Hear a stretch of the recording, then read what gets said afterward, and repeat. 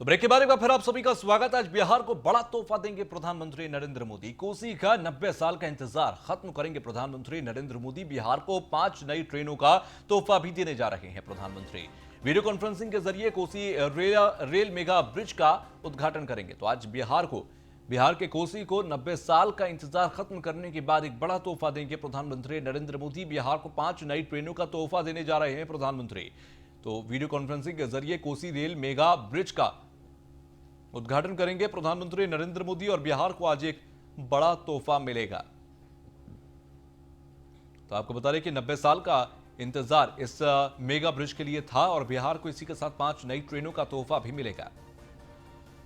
तो video conferencing के जरिए कोसी रेल मेगा ब्रिज का उद्घाटन प्रधानमंत्री नरेंद्र मोदी करेंगे। आज बिहार को एक बड़ा तोहफा मिलेगा। इसको लेकर आपको बता दें कि एक रेल ब्रिज मेगा ब्रिज का उद्घाटन करेंगे और आपको बता दें कि कोसी के अंदर 90 साल से इस चीज के लिए, इस सुविधा के लिए इंतजार किया जा रहा था और 90 साल के इंतजार के बाद अब जाकर एक इंतजार खत्म होगा और बिहार के कोसी को ये एक बड़ा तोहफा मिलेगा। प्रधानमंत्री नरेंद्र मोदी जब लगातार वहां के दौरे पर रहे या आसपास पहुंचे तो उन्होंने इस वादे को हमेशा किया कि उनकी सरकार में यहां ये तोहफा मिलेगा और ऐसे में आज जब ये तोहफा मिलने जा रहा है तो लोगों का जो विश्वास है वो विश्वास भी कहीं ना कहीं तामील करेगा विश्वास में और वो जो सपना पूरा होगा वो कहीं ना कहीं नरेंद्र मोदी के साथ कनेक्ट करेगा। फिलहाल कोसी का 90 साल का इंतजार खत्म होने जा रहा है, जहां पर 5 नई ट्रेनें बिहार को मिलेंगी और एक ब्रिज जिसे मेगा ब्रिज कहा जा रहा है वो मिलेगा। कोसी रेल मेगा ब्रिज का उद्घाटन प्रधानमंत्री नरेंद्र मोदी वीडियो कॉन्फ्रेंसिंग के जरिए आज करेंगे। तो बिहार को मिलने जा रहा है नया तोहफा। आपको बता दें कि उसी का 90 साल का इंतजार खत्म करेंगे प्रधानमंत्री नरेंद्र मोदी।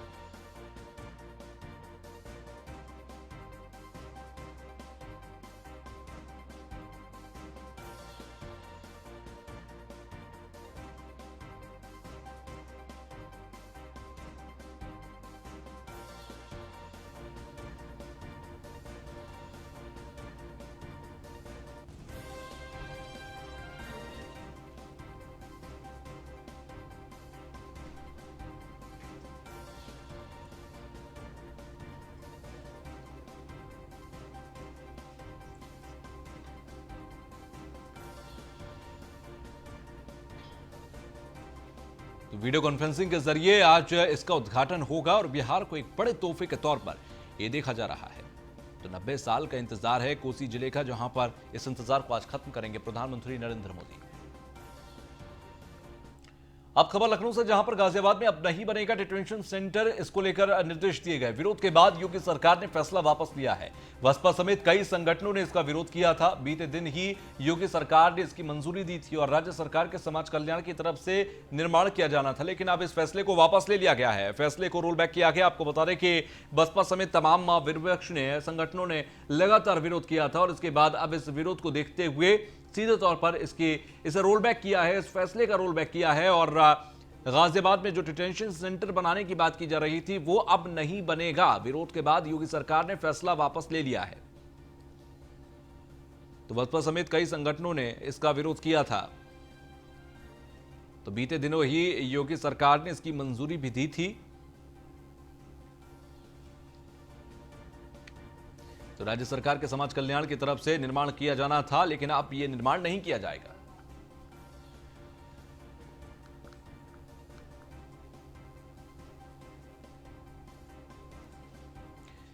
तो वहीं यूपी के जेलों के अंदर लगेंगे panic alarm system. Lucknow, Chitrakoot, Azamgarh की जेलों के अंदर ये पैनिक अलार्म सिस्टम लगेगा। गौतम बुद्ध नगर और बरेली के अंदर भी ये पैनिक अलार्म सिस्टम लगाए जाएंगे। Panic alarm system radio frequency पर काम करता है। बैरकों के ऊपर ट्रांसमीटर और वायरलेस बटन बैरकों के अंदर लगेंगे। यानी कि कंट्रोल रूम से जुड़ी होगी ये पैनिक अलार्म सिस्टम। जेल में कोई घटना होने पर जेल कर्मी के बटन दबाते ही सायरन बजेगा और बटन दबाते ही कंट्रोल रूम में लाइट भी जलेगी। ये तकनीक मोबाइल जैमर लगे होने पर भी काम करेगा, यानी कि किसी भी स्थिति में इस पूरी तकनीक को, इस पूरे सिस्टम को जैम नहीं किया जा सकेगा। यानी कि अगर जैमर भी यहां पर लगा दिया जाए उसके बावजूद भी ये वायरलेस सिस्टम काम करेगा।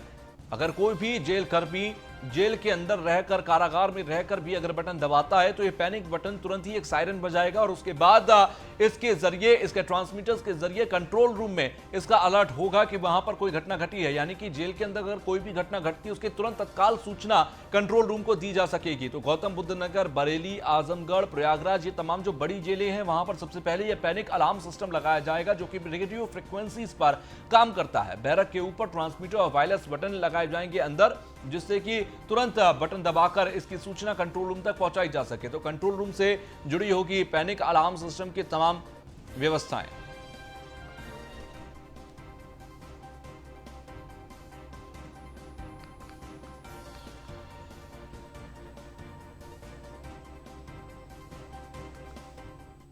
अब खबर कानपुर से, जहां पर न्यूज वन इंडिया की खबर का बड़ा असर हुआ। कानपुर सीएमओ ने दिए जांच के आदेश। काशी हॉस्पिटल के मालिक पर दर्ज होगी एफआईआर।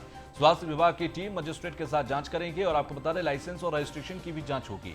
गलत तरीके से डॉक्टर लिखने वालों पर भी जांच होगी। काशी हॉस्पिटल के खिलाफ न्यूज वन इंडिया ने प्रमुखता से खबर दिखाई थी। न्यूज वन इंडिया की खबर को सीएमओ डॉक्टर अनिल मिश्रा ने संज्ञान उस पर लिया है। तो स्वास्थ्य विभाग की टीम मजिस्ट्रेट के साथ जांच करेगी। लाइसेंस और रजिस्ट्रेशन की भी जांच होगी। तो गलत तरीके से डॉक्टर लिखने वालों पर भी जांच होगी। और सीधे तौर पर अगर देखा जाए तो काशी हॉस्पिटल के खिलाफ न्यूज वन इंडिया ने प्रमुखता से खबर दिखाई थी। तो न्यूज वन इंडिया की खबर को सीएमओ डॉक्टर अनिल मिश्रा ने संज्ञान लिया और न्यूज वन इंडिया की खबर का एक बड़ा असर देखने को मिला। कानपुर सीएमओ ने जांच के आदेश दिए हैं। काशी हॉस्पिटल के मालिक पर यह एफआईआर दर्ज होगी। तो काशी हॉस्पिटल के मालिक पर दर्ज होगी एफआईआर। स्वास्थ्य विभाग की टीम मजिस्ट्रेट के साथ जांच करेगी और न्यूज वन इंडिया की खबर का एक बड़ा असर देखा गया।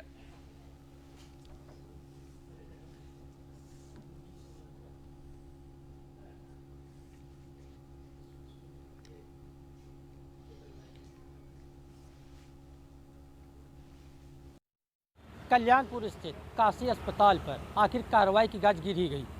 सीएमओ ने लापरवाही बरतने और एक बच्चे की मौत के बाद भी नहीं चेत रहे काशी अस्पताल पर आखिर मुकदमे की बात कही है, जो कि बिना रजिस्ट्रेशन के चल रहे काशी अस्पताल पर कार्रवाई की बात सीएमओ ने तो कही है। इसके साथ ही मजिस्ट्रेट और हेल्थ विभाग की टीम संयुक्त रूप से जांच करेगी और उस जांच के बाद जो रिपोर्ट आएगी उसके आधार पर आगे की और भी कार्रवाई की जाएगी।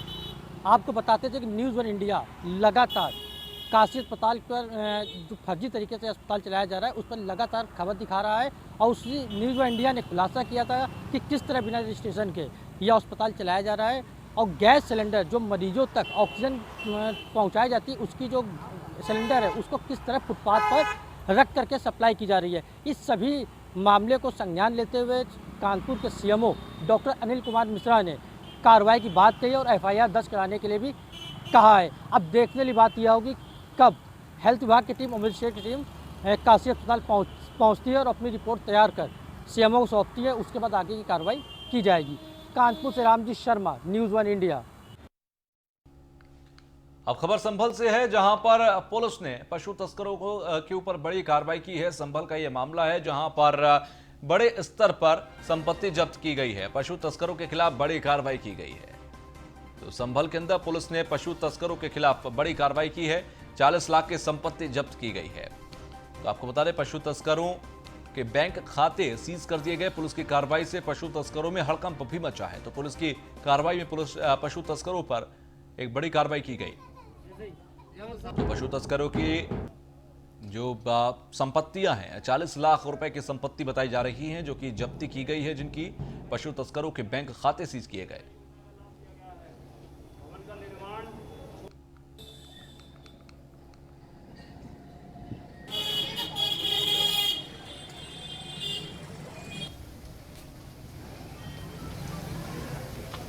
ढोल दिखना चाहिए ऐसे ही। और इस वक्त बिहार को सौगात दे रहे हैं प्रधानमंत्री नरेंद्र मोदी। कोसी का जो 90 साल का इंतजार है वो खत्म होने जा रहा है। तो ये सीधे तस्वीरें प्रधानमंत्री की वीडियो कॉन्फ्रेंसिंग की, जहां पर देश को समर्पित कर रहे हैं आज एक बड़ी सौगात के रूप में अनुच्छेद 370 धारा हटाने वाले एक दृढ़ संकल्पी व्यक्तित्व के रूप में वहीं अयोध्या की धरती पर लेटकर भगवान श्री राम के चरणों में साष्टांग नमन, आपकी इस भक्ति भाव मर्यादा के आप पुजारी हैं, इस रूप को भी दुनिया देख रही है। महाकुंभ के समय गरीब स्वच्छता ग्रही मां का पांव पखारने वाले कर्मयोगी संवेदनशील रूप को तो वहीं लेह के वीर जवानों के बीच जाना, और आपकी बानी हम वो लोग हैं जो बांसुरीधारी श्री कृष्ण की पूजा करते हैं, वहीं सुदर्शन चक्रधारी श्री कृष्ण को भी अपना आदर्श मानते हैं।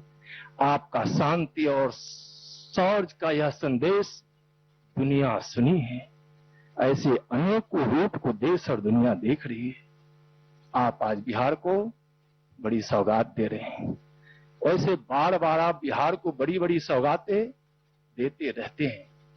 पहले भी 1,25,3 करोड़ का विशेष पैकेज जो बिहार के विकास का वाहक बना, पीएम केयर फंड से 500 बेड का कोविड केयर हॉस्पिटल दिए, जिसमें 250 वेंटिलेटर युक्त हॉस्पिटल आईसीयू बेड हैं। पिछले 1-2 सप्ताह में पहले की भांति फिर किसानों, मत्स्य पालकों, पशुपालकों, माताओं और बहनों के लिए अनेकों योजनाओं का सौगात दिए हैं। आज रेलवे की अनेकों सौगात बिहार को दे रहे हैं।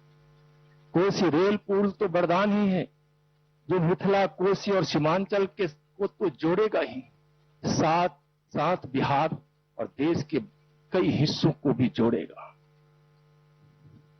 माननीय प्रधानमंत्री जी, राष्ट्र कवि रामधारी दिनकर जी की एक पंक्ति है कि मानव जब जोर लगाता है तो पत्थर पानी बन जाता है। मानव जब जोर लगाता है पत्थर पानी बन जाता है। राष्ट्र कवि दिनकर के इस कविता के इस भाव को आप साकार कर रहे हैं। बिहार के लिए ऐतिहासिक दिन है। माननीय प्रधानमंत्री जी, मैं पुनः अपनी ओर से और बिहार वासियों की ओर से आपका हार्दिक अभिनंदन करता हूं और आभार व्यक्त करता हूं। जय हिंद, जय भारत। धन्यवाद माननीय श्री नित्यानंद राय जी। माननीय रेल मंत्री श्री पीयूष गोयल जी से संबोधन के लिए सादर अनुरोध है। माननीय रेल मंत्री श्री पीयूष गोयल जी। नमस्कार। विश्व के सबसे बड़े लोकतंत्र के लोकप्रिय नेता परम आदरणीय प्रधानमंत्री श्री नरेंद्र मोदी जी, बिहार के महामहिम राज्यपाल श्री फागू चौहान जी, माननीय मुख्यमंत्री और पूर्व रेल मंत्री माननीय श्री नीतीश कुमार जी, बिहार राज्य के उप मुख्यमंत्री माननीय श्री सुशील कुमार मोदी जी, उपस्थित केंद्र और राज्य के मंत्रीगण, सांसद, विधायक, अतिथिगण, भाइयों और बहनों, आज का दिन बिहार के स्वर्णिम इतिहास में एक महत्वपूर्ण अध्याय साबित होने वाला है। 1934 के भूकंप ने बिहार के कोसी क्षेत्र को मिथिलांचल से अलग कर दिया। जिस बिहार को भूकंप ने बांट दिया, उसी को माननीय प्रधानमंत्री श्री मोदी जी के अटक प्रयासों से आज फिर जोड़ा जा रहा है। 2014 से ही माननीय प्रधानमंत्री श्री नरेंद्र मोदी जी को बिहार की विशेष चिंता रही है। उन्हें यहां के लोगों के प्रति संवेदना है और बिहार के चौमुखी विकास के लिए उन्होंने भागीरथ कार्य किए हैं। उनके सबका साथ सबका विकास मंत्र से प्रेरणा लेकर केंद्र और राज्य डबल इंजन के भांति मिलकर कई परियोजनाओं को पूरा कर रही है। 2009 से 14 के बीच रेलवे के लिए बिहार का प्रतिवर्ष बजट औसतन 1100 करोड़ रुपए हुआ करता था। माननीय प्रधानमंत्री मोदी जी ने पूर्वांचल की चिंता रहते हुए कि कैसे हम पूर्वी भारत को तेज गति से विकास से जोड़ें, इस राशि को 3 गुना कर दिया। अब बिहार में प्रतिवर्ष लगभग 3400 करोड़ रुपए निवेश किए जाते हैं बिहार के रेलवे इंफ्रास्ट्रक्चर को बढ़ाने के लिए। 86 वर्षों तक पूर्वोत्तर बिहार के निवासी कोसी नदी पार करने के लिए लंबी दूरी की यात्रा करते थे। उनका सफर अब सरल हो गया है। मिथिलांचल और कोसी क्षेत्र को पुनः सीधे रेल मार्ग से जोड़ने के लिए आज से सुपौल, आसनपुर, कुपाहा के बीच। तो आप सुन रहे थे पीयूष गोयल को, और पीयूष गोयल सीधे तौर पर जानकारी दे रहे थे कि किस तरीके से जो 5 नई ट्रेनें हैं बिहार के लिए वो किस तरीके से संचालित होंगी और कैसे एक लाइफलाइन बनकर सामने आएंगी। फिलहाल खबरों में आगे बढ़ते हैं। रोजगार को लेकर सीएम योगी आदित्यनाथ की एक बड़ी पहल देखने को मिली है। लोक भवन के अंदर अफसरों की बैठक लेते हुए विभागों से खाली पदों का ब्यौरा मांगा है। अब तक हुई 3 लाख भर्तियों की तरह ही शुरू करें भर्ती प्रक्रिया। पारदर्शी तरीके से अगले 3 महीने में शुरू करें भर्ती प्रक्रिया। 6 महीने में बांटें नियुक्ति पत्र, यह सीएम योगी आदित्यनाथ ने कहा। जल्द ही सभी आयोगों और भर्ती बोर्डों के प्रमुखों से भी बैठक करेंगे सीएम योगी आदित्यनाथ। सरकारी भर्तियों को लेकर सीएम योगी आदित्यनाथ बेहद गंभीर हैं। यूपीपीएससी और अन्य सरकारी भर्तियों की तरह तेजी से करवाएं सभी भर्तियां, ये सीएम योगी आदित्यनाथ की तरफ से बैठक में कहा गया। तो आपको बता दें कि अब तक हुई सभी बड़ी सरकारी भर्तियों में 1,37,000 पुलिस की भर्ती हो चुकी है, 50,000 टीचर्स की भर्ती हो चुकी है और 1 लाख से ज्यादा अन्य विभागों की भर्ती हुई है। जबकि कोरोना कालखंड में 1.25 करोड़ लोगों को रोजगार दिया जा चुका है।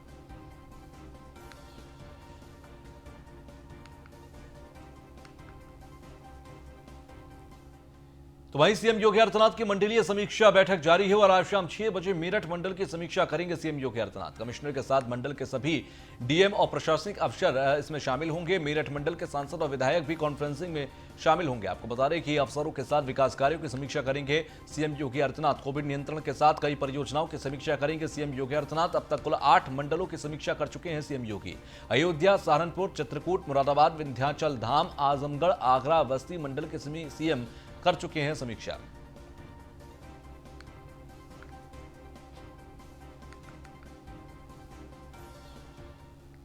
तो वहीं लखनऊ से खबर, जहां पर सोनभद्र के उम्भा कांड में योगी सरकार का बड़ा फैसला। 2 इंस्पेक्टर और 1 एसआई के खिलाफ अभियोजन की स्वीकृति दी गई है।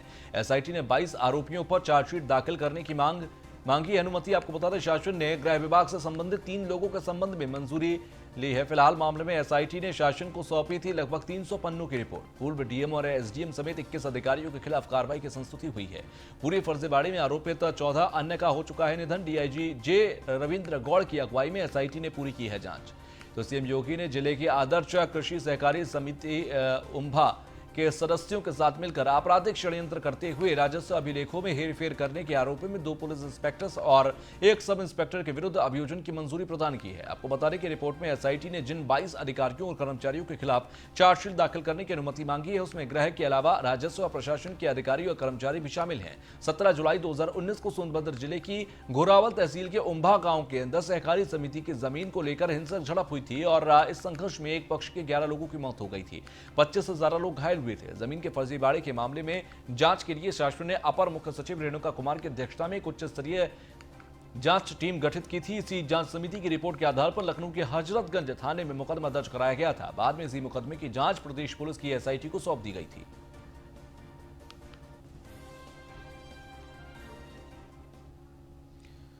अब खबर गाजियाबाद से, जहां पर पुलिस ने शातिर बदमाशों को दबोचा है। साहिबाबाद के नाक गेट से पुलिस ने गिरफ्तार किया बदमाश से 32 बोर पिस्टल और मोबाइल बरामद हुआ। पुलिस ने कार्रवाई करते हुए बदमाश को जेल भेज दिया।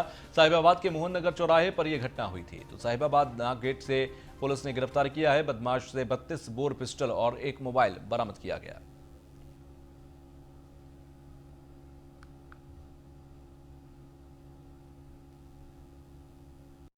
13